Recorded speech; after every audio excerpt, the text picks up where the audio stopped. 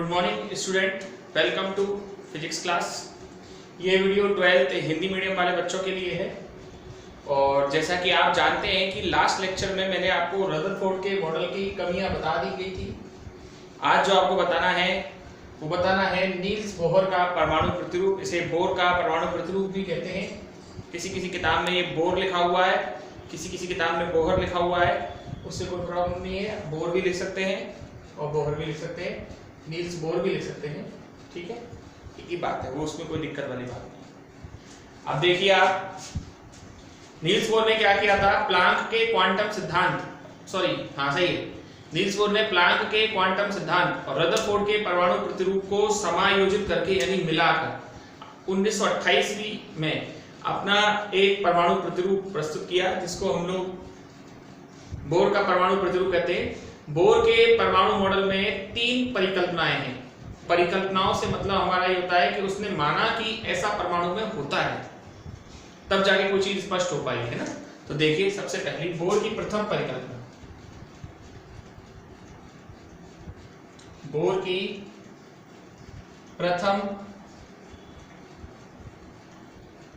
परिकल्पना, बोर की फर्स्ट परिकल्पना क्या कहती है?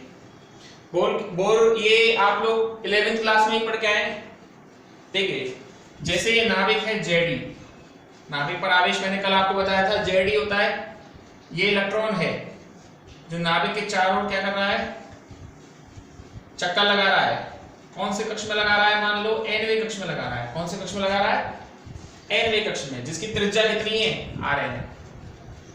तो बोर के प्रथम परिकल्पना के अनुसार इलेक्ट्रॉन नाभिक के चारों ओर वृत्ताकार कक्षाओं में चक्कर लगाता है और चक्कर लगाने के लिए उसे पर्याप्त अभिकेंद्रीय बल, आप जानते हैं कोई भी कण वृत्ताकार पथ पर जब भी घूमता है उस पर क्या कार्य करता है? अभिकेंद्रीय बल। तो अभिकेंद्रीय बल कितना हुआ? Fc, सेंट्रीपिटल हिंदी बोलते हैं। ये इसको विद्युत बल से प्राप्त हो। विद्युत बल मैंने कल आपको बताया था, जिस तरह से गुरुत्वाकर्षण बल होता है ना, कितना F बराबर कितना G m1 m2 upon r square, उसी तरीके से विद्युत बल होता है E इलेक्ट्रिक के लिए। G की जगह क्या आता है? m1 की जगह q1 आता है, इसकी जगह q2 आता है और यहाँ r आता है। ठीक, तो कितना आया बताइए? ये तो हम जानते हैं, nवें कक्ष में चल रहा है, इलेक्ट्रॉन का वेग कितना है? vn है। तो m vn square upon rn, mv square upon rn आएगा, क्योंकि nवें कक्ष में चक्कर लगा रहा है। m vn square upon rn बराबर k आएगा। एक पर आवेश इलेक्ट्रॉन पर किसका है? E, माइनस का है हालांकि, पर माइनस दिखाना मत, बताऊंगा आपको क्यों। और दूसरे पर कितना है? Jd अपॉन क्या आएगा? rn स्क्वायर, यानी कि m vn square upon rn बराबर क्या आया? k Jd square upon rn square.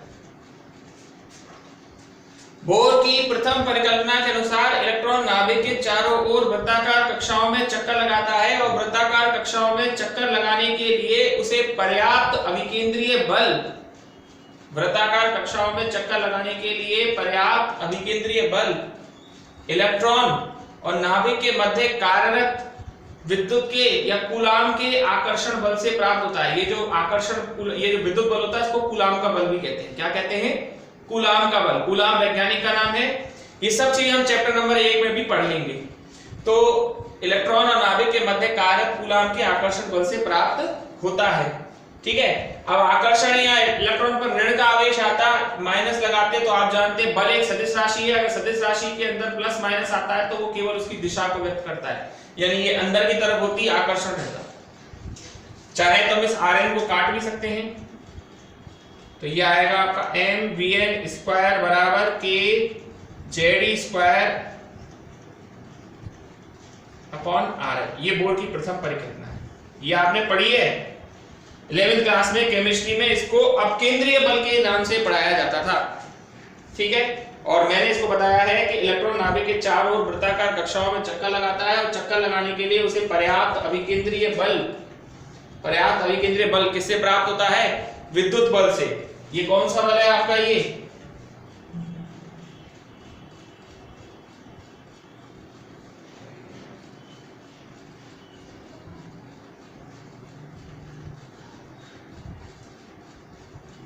अभिकेंद्रीय बल कहां से प्राप्त हो रहा है इसको? विद्युत बल से। ठीक है, ये इसका सिस्टम है, ये इसकी बात है। कोई दिक्कत इसमें? ठीक है, तो आप इसको देखिए अच्छी तरीके से। इसके बाद नेक्स्ट आगे हम चालू करते हैं बोर की द्वितीय परिकल्पना। चलिए देखते हैं।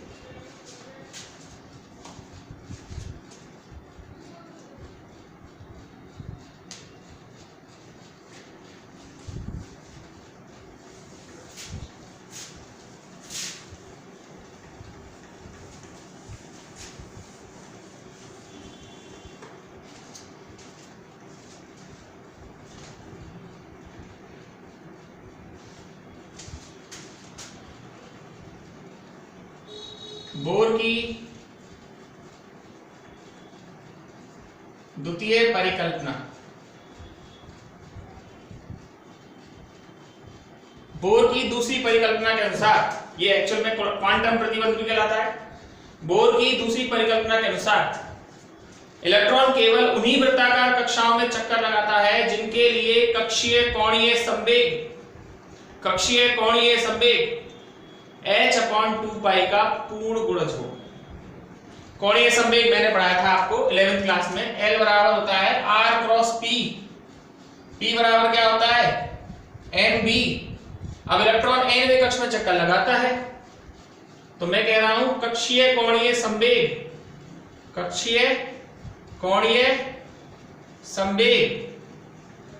किसके बराबर है? ये पूर्ण गुणज h/2π के पूर्ण गुणज के बराबर है। तो L बराबर क्या आया?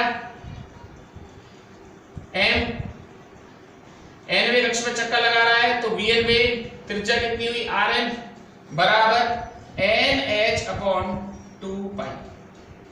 ये ऐसे ही लिखी जाती है, MBR बराबर NH/2π। n यहां पर क्या है? इंटीजर्स, पूर्ण गुणज। इसका मान जो है ना इनका, वो 0 नहीं हो सकता कभी भी। 1 से चालू होगा, 2 से चालू होगा, 3 से। इंटीजर्स, पूर्ण गुणज 0 कैसे हो जाएगा? 0 हो गया तो फिर तो कोई कक्ष ही नहीं होगा। इसलिए n को मुख्य क्वांटम संख्या भी कहते हैं, और ये बोर का क्वांटम प्रतिबंध कहलाता है। तो ये बोर की दूसरी परिकल्पना है। और लास्ट देख लीजिए बोर की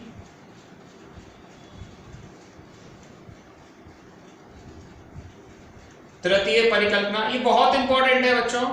ये मान लीजिए अब तक जो इस चैप्टर में पढ़ा था उसमें से केवल रदरफोर्ड की कमियां ही ज्यादा इंपॉर्टेंट थी। ये जो है ना, ये हिस्सा कौन सा वाला, ये जो हम आपको पढ़ा रहे हैं बोर मॉडल, ये ज्यादा इंपॉर्टेंट है। और जो उस समय आपको पढ़ाया गया था, यानी जो 2 दिन तक पढ़ाया गया, उनमें से रदरफोर्ड की कमियां ज्यादा महत्वपूर्ण थी। बाकी अब तो ये सब इंपॉर्टेंट है। ये मान लीजिए फिक्स है, स्टैंप लगा हुआ है कि ये क्वेश्चन पेपर में आता ही आता है। हाँ जी, बोर की तीसरी परिकल्पना क्या कहती है? बोर की तीसरी परिकल्पना के अनुसार घूमता हुआ इलेक्ट्रॉन कभी ऊर्जा विकृत नहीं करता। मतलब इलेक्ट्रॉन नाभिक के चारों चक्कर लगा रहा है ना, तो वो ऊर्जा नहीं देगा।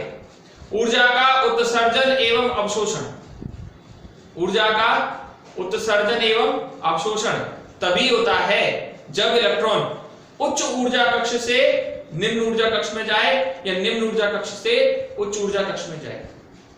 शब्दों को बहुत ध्यान से सुनिए। बोर की तृतीय परिकल्पना के अनुसार घूमता हुआ इलेक्ट्रॉन ऊर्जा विकृत नहीं करता। ऊर्जा का उत्सर्जन एवं अवशोषण तभी होता है जब इलेक्ट्रॉन उच्च ऊर्जा कक्ष से निम्न ऊर्जा कक्ष में आए। यदि उच्च ऊर्जा कक्ष से निम्न ऊर्जा कक्ष में आएगा तो उत्सर्जन, और यदि निम्न ऊर्जा कक्ष से उच्च ऊर्जा कक्ष में जाएगा तो अवशोषण।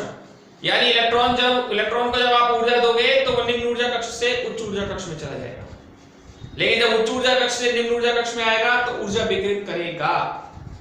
मान लीजिए इलेक्ट्रॉन N2 ऊर्जा स्तर से N1 ऊर्जा स्तर में आया, तो N2 ऊर्जा स्तर की ऊर्जा है EN2 और N1 की कितनी है? EN1। इन दोनों ऊर्जाओं के अंतर के बराबर का फोटोन उत्सर्जित करता है। उत्सर्जित क्यों किया? क्योंकि वो उच्च ऊर्जा कक्ष से निम्न ऊर्जा कक्ष में आया।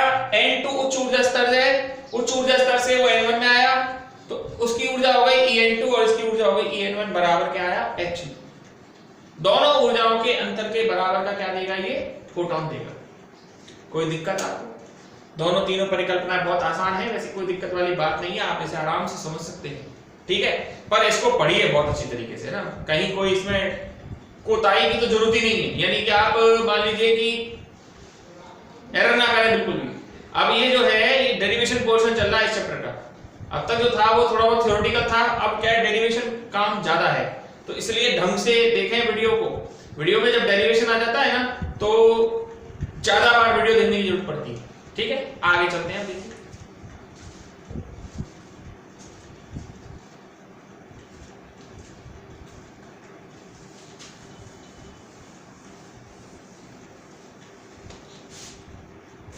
बोर के परमाणु प्रतिरूप में 6 डेरिवेशन है मुख्य रूप से, जिसमें से सबसे पहला है nवें कक्ष की ऊर्जा नहीं सॉरी nवें कक्ष की त्रिज्या। तो देखिए जैसे कोई इलेक्ट्रॉन है, ये न्यूक्लियस है Ze, इलेक्ट्रॉन है, नाभिक के चारों ओर चक्कर लगा रहा है, इसकी त्रिज्या कितनी है? Rn है, तो मुझे यही त्रिज्या चाहिए, Rn कितनी होगी, ठीक है। तो देखिए सबसे पहले मान लीजिए एक इलेक्ट्रॉन है जो नाभिक के चारों ओर Vn वेग से चक्कर लगा रहा है, त्रिज्या कितनी है? Rn, और मुझे वही चाहिए। तो बोर की प्रथम परिकल्पना से, बोर की प्रथम, या यहां से लिखते हैं बड़ा डेरिवेशन है, पूरा हो जाएगा। बोर की प्रथम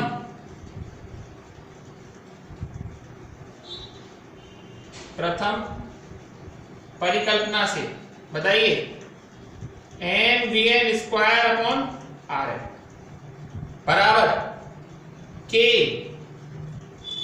Jd square upon Rn square. mvn square upon Rn बराबर क्या आएगा? k Jd square upon Rn square. ये मैं आपको समझा चुका हूं।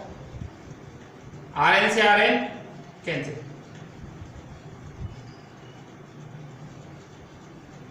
k Jd square upon Rn, ये आपकी पहली हो गई।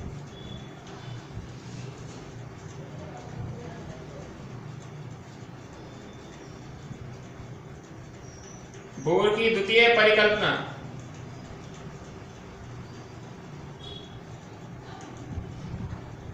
mvn Rn बराबर nh अपॉन 2 इलेक्ट्रॉन केवल उन्हीं वृत्ताकार कक्षाओं में चक्कर लगाता है जिसके लिए कक्षीय कोणीय संवेग का मान h अपॉन 2 का पूर्ण गुणज होता है। यहां से आप bn का मान निकाल लो, क्या आएगा बताइए? Vn बराबर nh 2 पाई m Rn, मतलब m और Rn को नीचे ले गए, Vn बराबर ही आ गया। ये तुम्हारा समीकरण नंबर 2 हो गया। 2 से 1 में मान रख दो, समीकरण 2 से 1 में मान रखने पर m Vn स्क्वायर, इसकी जगह रखना क्या आएगा? n स्क्वायर, h की जगह रखो कितना आएगा? h स्क्वायर अपॉन 2 का स्क्वायर करेंगे 4, पाई का स्क्वायर करेंगे pi square, m square Rn square, ठीक, बराबर कितना? k Jd square upon Rn। m से m कैंसिल, एक Rn से एक Rn भी कैंसिल, तो Rn बराबर क्या आया? n square h square pi, sorry ये आया k Jd स्क्वायर, इसको नीचे ले आए 4 पाई स्क्वायर m। और ध्यान से देखिएगा, और मैं कितना भी करा लो, जब तक आप खुद नहीं करके देखेंगे आपका नहीं बैठेगा, और जरा सी मिस्टेक हुई गलत, ठीक। n square h square rn को इधर ले गए हैं, kz स्क्वायर यहां ले आए हैं, 4 पाई स्क्वायर m। k यहां पर कूलाम का कांस्टेंट होता है, मैंने कल भी बताया था, इसका मान 1/4 पाई एप्सिलॉन नॉट होता है। ठीक है, तो इसकी वैल्यू रखें अपन 4 पाई एप्सिलॉन नॉट ऊपर चला जाएगा, n square h square z square 4 pi square n। 4 से 4 गया, पाई से पाई गया, तो Rn बराबर क्या आया, epsilon not n square h square pi m z square. ये है nवें कक्ष की त्रिज्या। ये है आपका समीकरण नंबर 3। परंतु बोर का जो परमाणु मॉडल है वो केवल हाइड्रोजन के लिए ही सीमित है। किसके लिए सीमित है, हाइड्रोजन के लिए सीमित है। तो उसके बारे में हम आपको बाद में बताएंगे कि वो कैसे करना होगा आगे। nवें कक्ष की त्रिज्या का तो यही सूत्र है, देख लीजिए आप इस डेरिवेशन को। कहीं कोई परेशानी हो तो बताइए आप मुझे, कोई परेशानी आपको इसमें नहीं आएगी, बहुत इजीली आप इसे कर सकते हैं। और जितनी बार आप इसे सॉल्व कर करके देखेंगे उतना सीखेंगे।